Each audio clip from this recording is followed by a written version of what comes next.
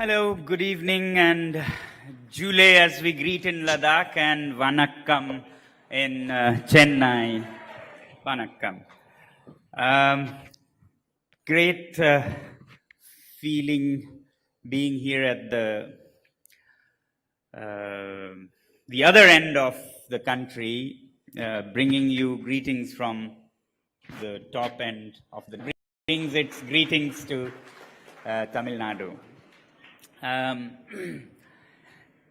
Really grateful, making me feel at home in many ways, including an overly air conditioned hall, to make me feel really at home. Because when I came, it was minus 20 degrees, and with the humidity, it feels close to home here also. I'll share with you a little bit about my journey in the education system on the fringes of our country in Ladakh, and maybe it is useful for some insights for the rest of the nation also. I'll start with my own story. So I was doing engineering as a mechanical engineer, and very luckily, I would say, I had some problems at home, and because of which I had to teach students in their 10th class so I could support my own engineering education. But that led me from one thing to the other into education completely. When I started teaching the students, my aim was really to support my own education, which I did more than well.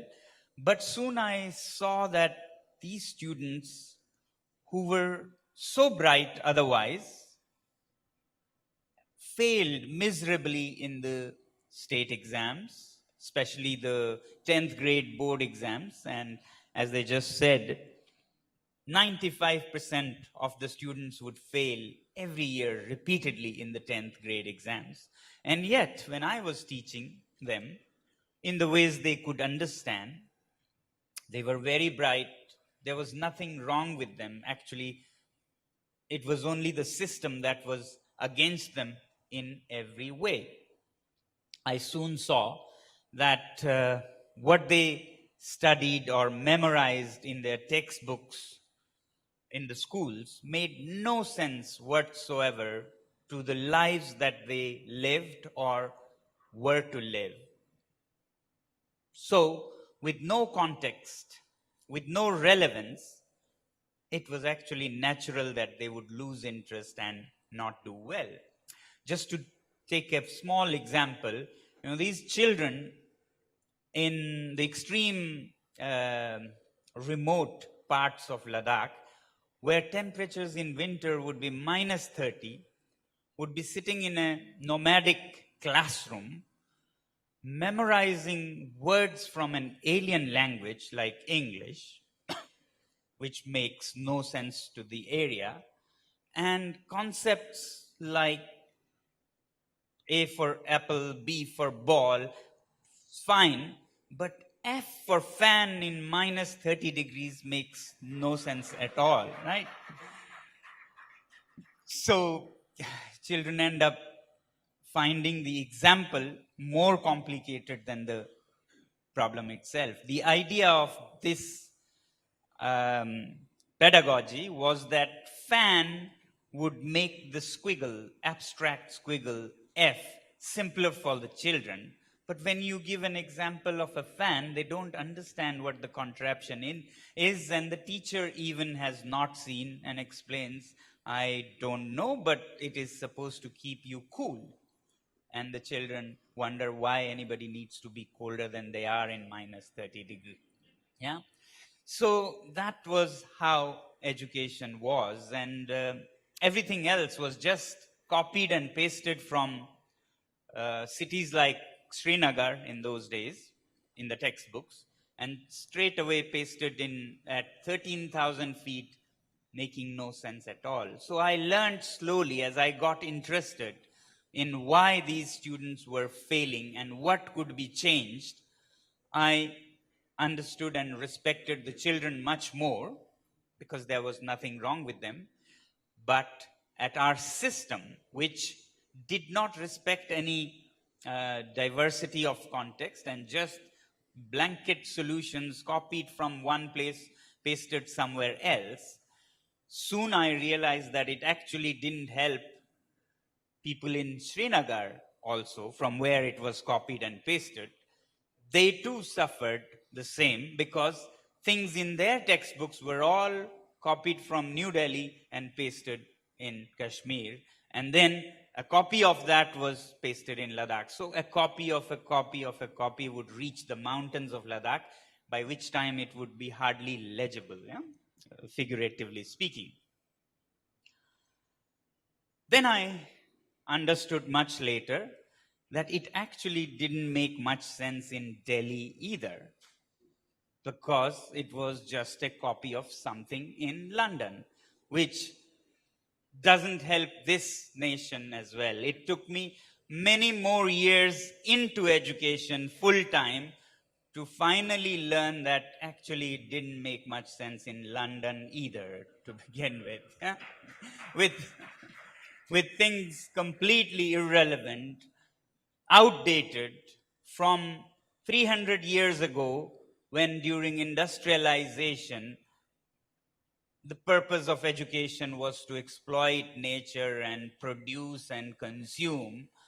And today, in the 21st century, when we are suffering the consequences of that, we cannot have the same thing. Somebody wise said, if you give this more and more of the same input, you'll get more and more of the same output. So we are, on one hand, fueling the same things in our schools and lamenting about the outputs that we are getting.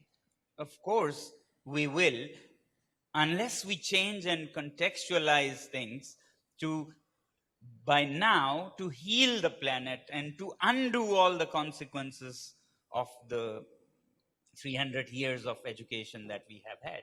So I got so interested in the field of education that after I finished, or during my engineering, I decided I would rather go back to Ladakh and set this system right. I didn't see any point in, adding to the long queues of engineers waiting for jobs. Instead, I said, why not change the system for those who were, for no fault of theirs, shackled and couldn't perform and were made to feel like failures after spending a precious quarter of their lives in this system called schooling. So I went back and, together with other like-minded young people, started a movement to change this system. And since most of the children were in rural areas, in government schools, our aim was to change the system there.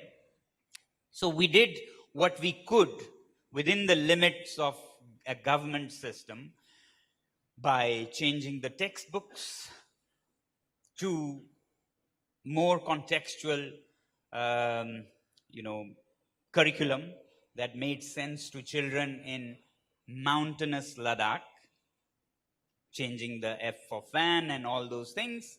Similarly, we trained the teachers so they could handle and engage children in more interesting, active learning methods. Similarly, we organized people to take ownership of their schools so that they become, stewards of the system. And with these interventions, slowly the school results started changing. And as was mentioned, from 5%, it slowly went to 18%, 26%, 35%, and 55% in some 7 years, and then slowly to 75%. Now, that was the school's, conventional school part of it. It really doesn't mean a lot in that kind of system, just increasing the percentage doesn't really mean you enhance the learning experience so much. So by that time, we thought, when the results started hovering around 75%, we said, okay, this system has become a little better, and the government should take it forward, whereas we should focus more on those who still failed, the 25% that still failed. It's a smaller number, but it is serious. 25%, even 1% is serious if, it touched you or your child. Otherwise, you take it as a statistics, right? So we started working towards these children who still failed, who we believed had nothing wrong with them. And what we did with them for these students actually was a great learning experience and a great journey, a little bit of which I'll share with you now. So, together with a batch of so-called failure students, some 20 of them, some of us went to a place in the middle of nowhere in a desert by the river Indus, and thought of establishing a school which would flow with the rhythm of nature and how nature perhaps meant young humans to learn. Our belief was that if in a very bad system, some people fail, then maybe there's something right about them. No? The system is bad and you could be good and therefore fail. The system, as you would know, was one where perfectly bright and bubbling young teenagers would be put in classrooms, or rather trapped, made to sit still for hours, listening to lectures and scribbling on papers, and that was their education. Whereas we thought that human young ones were not supposed to learn in these ways. We have actually, perhaps never in our history of evolution, taught our young ones like this by making them sit and memorize things from books and lectures. Today we hear of so-called progressive schools from the West talking about experiential education, learning by doing, and I find it very sad that India, which had such great traditions of exactly that, learning experientially in gurukuls, learn or ape what comes from the West in IBs and Cambridges of the world to go back to experiential learning. I would think that learning was never anything but by doing. If you look at the evolutionary history of human beings, we have never learned otherwise. Always, human young ones have learned by being with grown ups, imitating, failing, and learning by doing. As hunter gatherers, you can imagine our young ones were always out in nature, in the wilderness, exposed to dangers, to even life, and learn that way. As settled farmers for tens of thousands of years, they were again out in action, doing and thereby learning. Never ever was it that they would be made to sit and chant or memorize and call that learning. And my belief is that because of this way of learning, learning by doing for millions of years, Evolution took care of it, and human young ones were packed with lots of energy that was important to deal with this phase when they had to learn a lot. And this energy, which was like a gift of nature, was what made them go through this process. And suddenly, then, 300 years ago, we start making them learn by putting them in kind of factory schools, into classrooms, in large groups, and making them, as I said, sit still, memorize, learn, strip them of all action, the thrill, the use of energy, and so on. And that is what I hypothesize, I would say. There could be more research, could be the reason why the whole world talks about teenager rage, rebellion, and problems.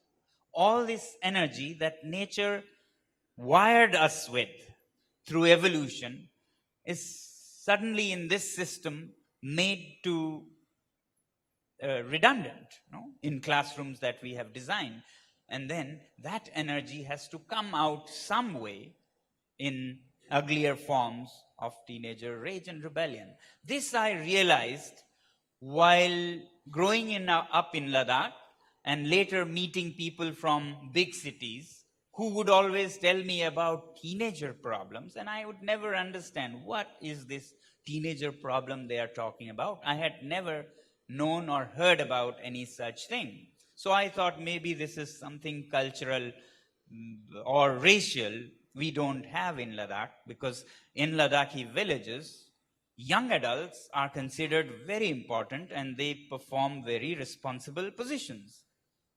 And what was this about irresponsible teenagers? I wondered and discarded it as something, that happens with other cultures or races and doesn't happen in Ladakh. Until after 10 or 15 years of urbanization in Leh city of Ladakh, I started seeing those very trends in Leh in Ladakh. So that's when I understood that it was nothing racial or so, but when you strip young adults of all that nature's design had for their learning and make them sit in schools and classrooms and do nothing but read, it comes to that. When their energies come out, it comes out in uglier ways. So, the problem we realized while doing this school with the so-called failures of the system, that learning is not really what we are told it is from London or New York when they say 3 R's of education: reading, writing, and arithmetic. This we realized was a very wrongly misrepresented form of education. Reading, writing, arithmetic. The 3 R's are all to do with only the head, and head. And that's what education got confined as. Whereas, what I realized in Ladakh and in the rest of India and ancient cultures, education was never only about the head alone. And therefore, in Ladakh, we termed it as 3 H's rather than 3 R's. Head, definitely very important. All the, languages and algebra and so on are important, but equally important is the skills of the hands. So therefore, skills of the hands is what is missing and what we seem to be bringing back from the West again, after having first brought the head, and now we seem to be, imitating these IBs and Cambridges for experiential learning. But as I said, education was never anything but experiential in the past. So therefore, making it something that engages children, making it something that applies what they learn in the textbooks and solves problems of the people is what makes education meaningful. Actually, we always scold our children for forgetting their lessons. I think the lessons are so forgettable when you just chant them.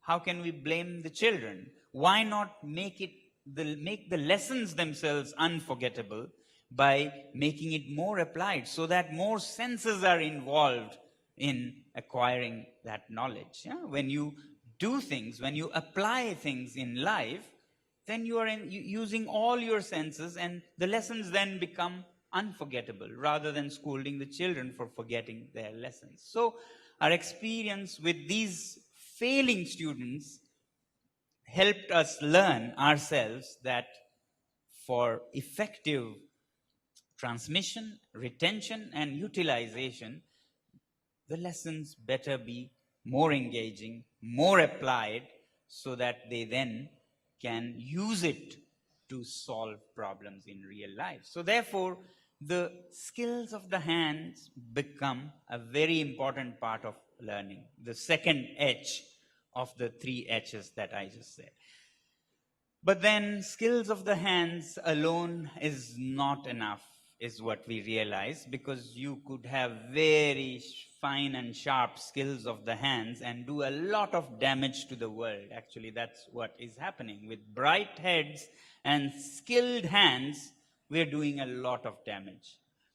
Not only, a pickpocket who has very skilled hands and a bright head can give you a lot of problems, but the entire development industry with just these two and without the wisdom and compassion of the heart has done a lot of damage on this planet.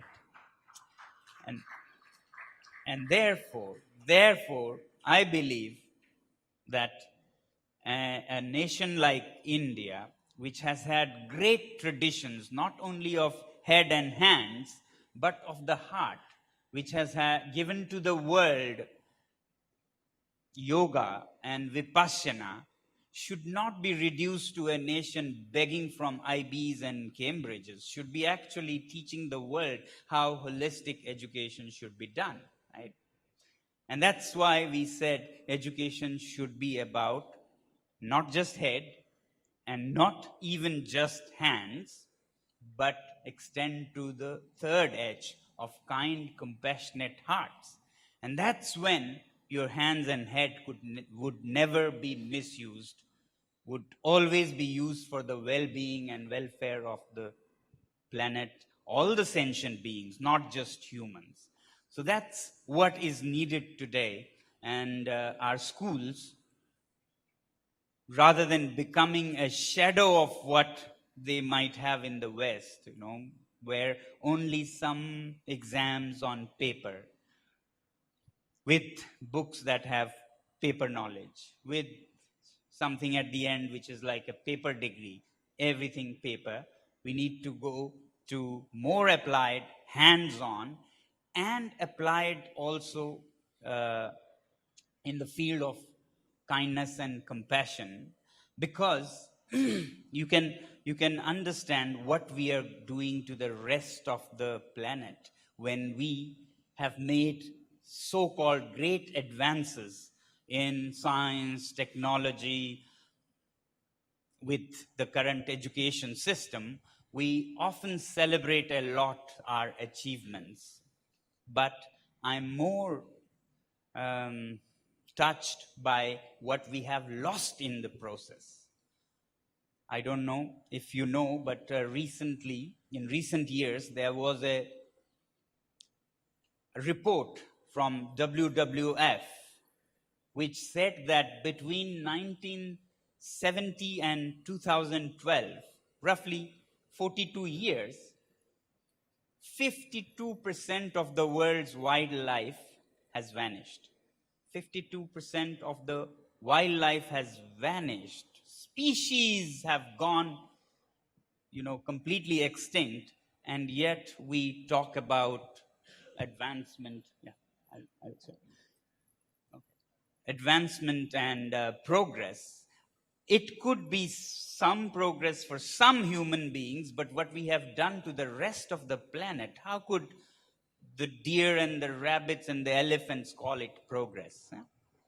So, therefore, our education system has to be somewhat more complete if we are to call it something that leads to well-being of the whole planet. So now here I will request for a small video which maybe relates what I'm talking about more to you, because otherwise I'm talking about a world that you cannot imagine, up in the mountains. So may we have that short video so we get a little bit better understanding of this school that I'm talking about and the system that I'm talking about. Yeah? I've never let my schooling interfere with my education. So said Mark Twain. How about you? Do you miss your school or college days? You perhaps do, but perhaps not for the classrooms and teachings. You actually perhaps wished every day that the school be closed the next day so you could stay home. But here's a school in Ladakh where the most dreaded punishment is to be sent home for 2 weeks, where students learn by doing things, where they engage in various innovations to solve real-life problems like climate change, where they run the school themselves like a little country with an elected government and learn management and governance that way, where they learn communication by running the campus newspaper and radio, science by designing and building their own school, solar-heated mud buildings that stay at plus 15 even when minus 15 winters. Kindness and compassion through introspection and meditation. A school where the criteria of admission is not your percentage, but that the conventional system has failed you. Hi, I'm Sonam Wangchuk from Ladakh, a remote mountain region in the Indian Himalayas. 25 years ago, when I was finishing my own engineering education, I saw that schools were a pain for everyone, but for mountain children, it was doubly painful and irrelevant. Children who spoke Ladakhi or Tibetan at home were made to sit all day memorizing in alien languages like Urdu or English. F for fan, S for ship, T for train. Till recently, every year, 95% of the students used to fail in the all-important 10th grade exams. Together with like-minded friends, we launched SECMOL, the Students' Educational and Cultural Movement of Ladakh, and said enough is enough. Working with the government, we rewrote many textbooks, retrained the teachers, and organized the villagers. And the results started changing too. For those who still failed, we started the alternative school that you just saw. And the results? Tewang Rigzin went on to become a top journalist and later became the education minister of Ladakh Hill Council at 27. He had failed his 10th grade 5 times. Stanzin became a filmmaker and has been winning awards across countries. He had failed 4 times. Miss Timless is today a celebrated social entrepreneur. She had failed 3 times. But now we see that the state of higher education is no better. Not only for Ladakhis, who of course are doubly disadvantaged again, but for you in the big cities too. It's time we change this. We in Ladakh are dreaming again. This time our dream is to create an alternative university that will use all our learnings from the past 25 years. Once again, a hands-on doers university, where the School of Business runs real-life companies on campus. The School of Tourism runs high-end hotels and simple homestays. The School of Education runs innovative schools. The revenues from these sustain the university while the students get free higher education and of course hands-on experience. But this is more than a dream now. His Holiness Chethang Rinpoche, one of the top spiritual leaders in Tibetan Buddhism after His Holiness the Dalai Lama, is supporting this cause as the chief patron. The Hill Council government of Ladakh has earmarked roughly 200 acres of land, and the ice stupa artificial glaciers have already started greening this desert.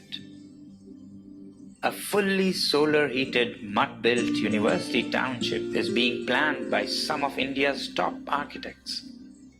Together, let's start the next learning revolution, where education is not limited to just the 3 R's, all too much to do with the head alone, where skills of the hands and kindness of the heart are given equal importance.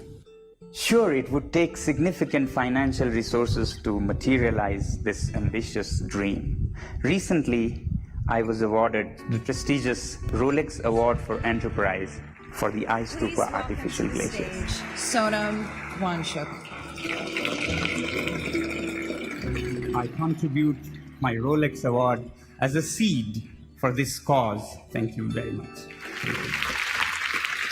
I've decided to contribute the roughly 1 crore rupees as a seed fund to finally raise 150 crore rupees for the first phase of the project. And I very much hope that you all will join me and match this contribution according to your capacities. Together, we can change the face of higher education forever, not just for Ladakh, but for the whole world. So join us. The future has already begun. Thank you. Thank you very much. So I'll just say in the end, since it is running out of time, that we need a lot of brainstorming or head storming, hand storming, and heart storming in this country to choose an education system that was more the way in our country than to just blindly ape what crumbs come from the West. Yeah?